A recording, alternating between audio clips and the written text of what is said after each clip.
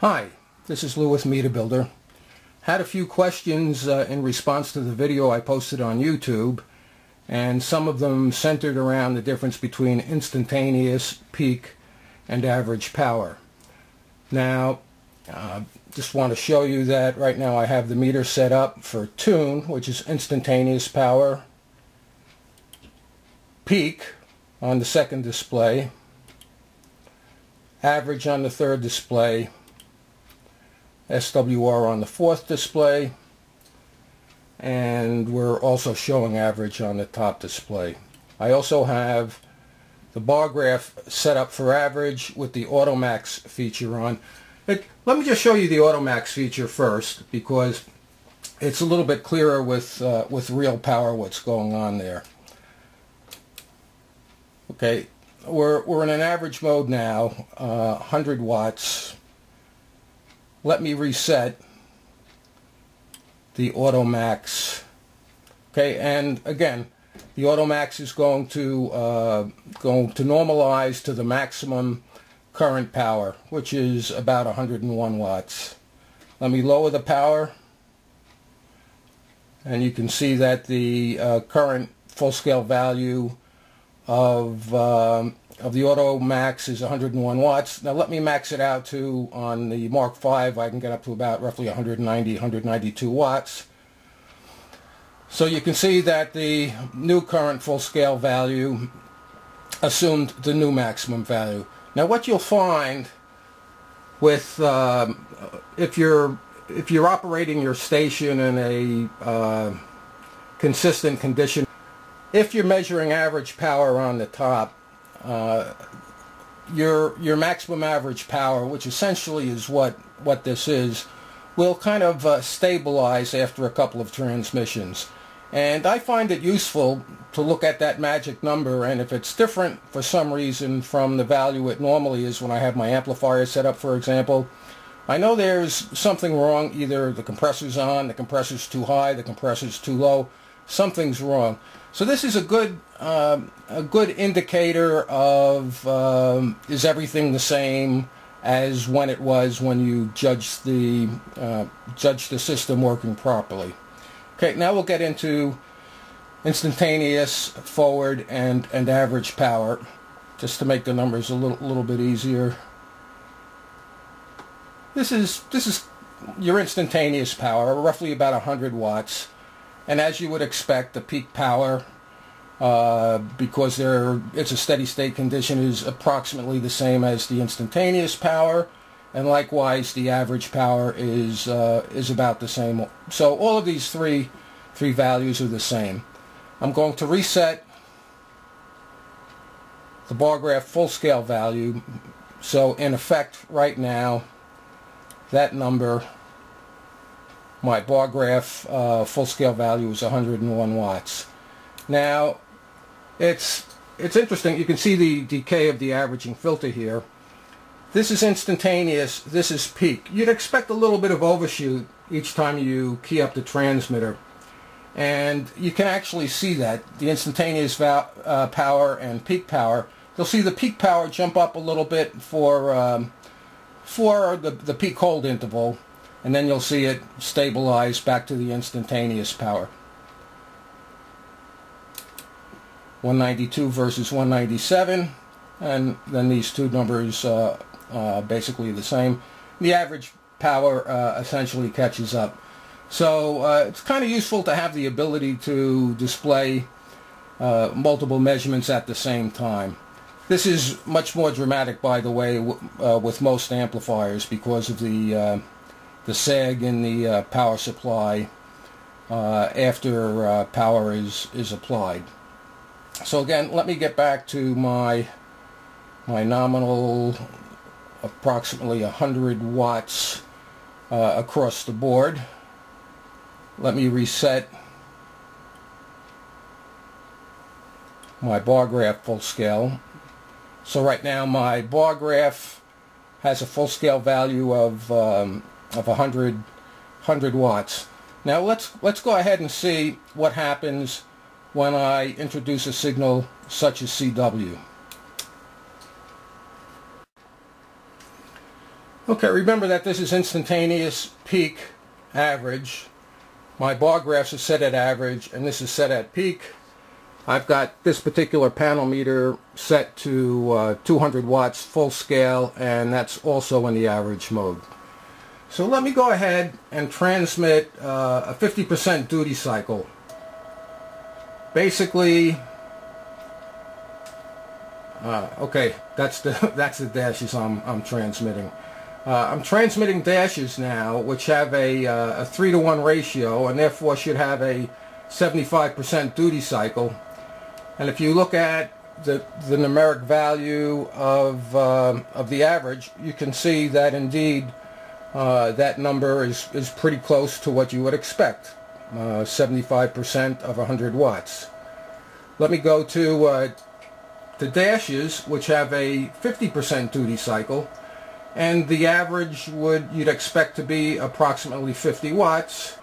Now, regarding instantaneous power, when we're dealing with a CW signal, we really should only have two states, 0 watts and the key down power. All right, so one would expect any instantaneous value that's measured to be either 0 watts or approximately 100 watts, the value I've set the key down power to. So let's go ahead. Let's go ahead and display the instantaneous values there, and you can see you're either getting 100 watts or 0 watts or something very close to it. Now, one of the questions I had in the email was, you know, what is determining the display rate? It seemed like the update rate was relatively slow for something we called instantaneous.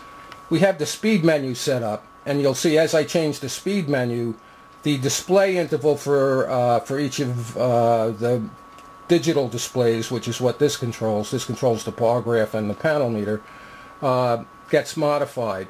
The point there is that if you're going to look at a quickly changing value, even an instantaneous value, you want it to be displayed long enough so that you can actually see it. It has to be meaningful. So we'll show what happens. Okay, that's the slowest speed.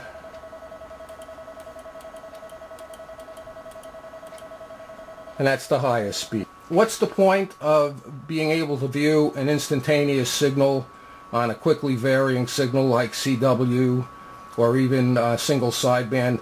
The point is that it shows that the meter is capable of processing discrete independent samples without any oversampling, and so when you switch to a quick response device like an analog meter or bar graph, you can be confident that the numbers that are being displayed on that quick response device are indeed the true instantaneous values that are being processed by the meter. Now, what's the real value of average power, at least in my opinion? Let's go ahead and reset the bar graph Automax feature, and let me go ahead and transmit into the transceiver right now in sideband with the processor off.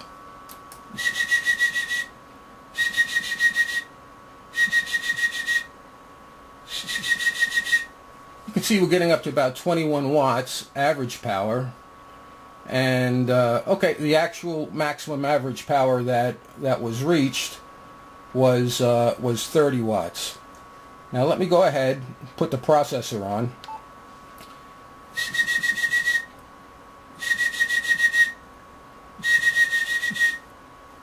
Okay, you can see that the new maximum value that the Automax attained was 62 watts. That's what I mentioned before. If you set your station up and this magic number with your amplifier on and average power is 250 watts, and one day you get on there and all of a sudden it's 110 watts after talking for a minute or two, there's something wrong. And this is useful because we were able to basically normalize the full-scale value of the bar graph to what the situation was with the processor on, and then turn the processor off.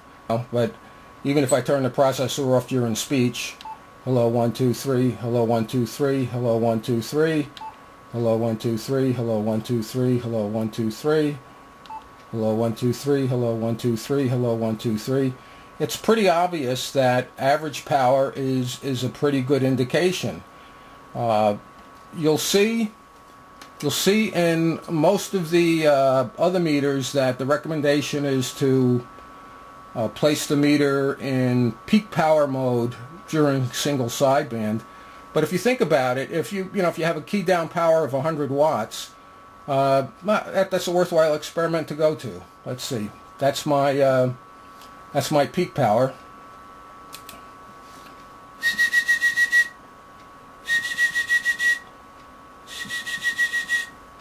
And that's with the processor off.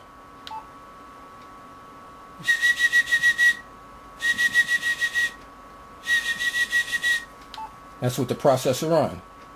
So you can see that the peak value, if you have your transmitter set up reasonably, the peak value is going to be the same even if you have vastly different torque power, average power. And so the point there is that average power is a useful parameter to measure, and it's probably, in terms of torque power and whether your station is working properly, it's probably a more valuable parameter than peak power. Now that's that's maybe subject to debate. But we did show that there was a significant difference between average power with the processor off, processor on, and not so the case when we were measuring peak power.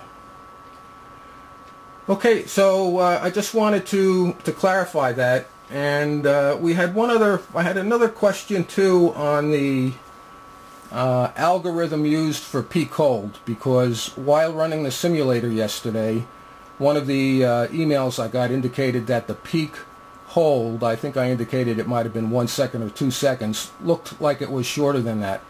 The way the peak hold works is as follows. If I have the peak value is captured and displayed, and the peak hold timer that's user settable starts to elapse. And if no peak value exceeds the current peak value, after 2 seconds the peak detector is basically reset, and whatever value happens to be present then becomes the new peak value, even if it's zero, even if you stop talking. However, if the peak value, for example, goes up to 90 watts and 500 milliseconds thereafter goes up to 95 watts, 95 watts becomes the new peak power, and the 2 second timer in the event or the case of a 2 second peak hold restarts.